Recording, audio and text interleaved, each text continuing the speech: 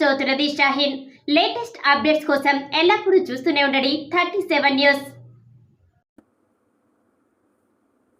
సమస్త ప్రాణకోటి రక్షకుడు శ్రీ శ్రీనివాసుడు వెలిసిన భూలోక వైకుంఠం తిరుమల.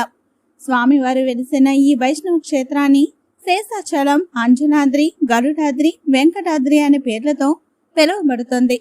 శ్రీ మహావిష్ణువు నడియాడిన ఈ పవిత్రం అణువణువు పవిత్రమే. అందుకే పద కవిత పితామహుడు శ్రీ అన్నమాచార్యును తిరుమలకొండ వైభవాన్ని గేయ రూపంలో రచించారు.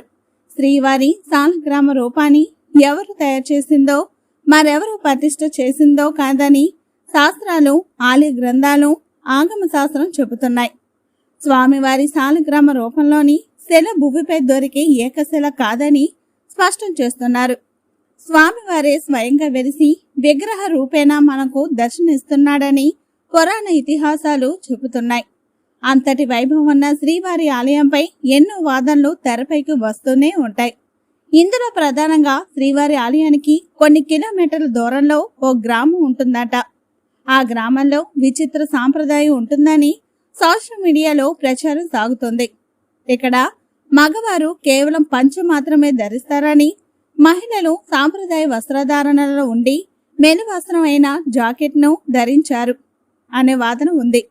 ఇక్కడి నుంచే శ్రీవారికి పుష్పాలు మాలలుగా ఏర్పాటు చేసి స్వామివారికి అలరిస్తారని సోషల్ మీడియాలో వస్తున్న ప్రచారం. లోకల్ 18 దీనిపై శ్రీవారి ఆలయ ప్రధాన అర్చకులు వేణుగోపాల్ దీక్షితులను సంప్రదించింది. ఈ అంశంపై ఆయన ప్రస్తావిస్తూ అసలు శ్రీవారి పుష్పాలను అందించే గ్రామం అసలు లేదని చెప్పారు. పూర్వం తిరుమలలో వికసించే పుష్పాలతో స్వామివారికి అలంకరణ, అర్చన చేసేవారట.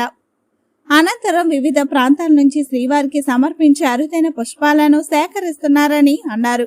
ఇవన్నీ డొనేషన్ రూపంలో స్వామివారికి పుష్ప కైకర్యం జరుగుతుందన్నారు. అసలు సోషల్ మీడియాలో చెప్పినట్లు అలాంటి గ్రామమే లేదని ఆయన స్పష్టం చేశారు.